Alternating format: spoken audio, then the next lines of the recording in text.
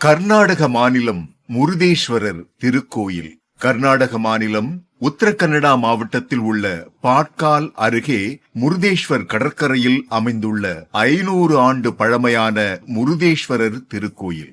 இந்த கோயில் 3 பக்கம் கடலால் சூழப்பட்ட கந்துக்கா என்ற சிறிய மலையின் மேல் அமைந்துள்ளது. இங்கு 20 நிலைகள் கொண்ட அழகிய வடிவமைப்புடன் கூடிய ராஜகோபுரம் 237 அடி உயரமானதாகும்.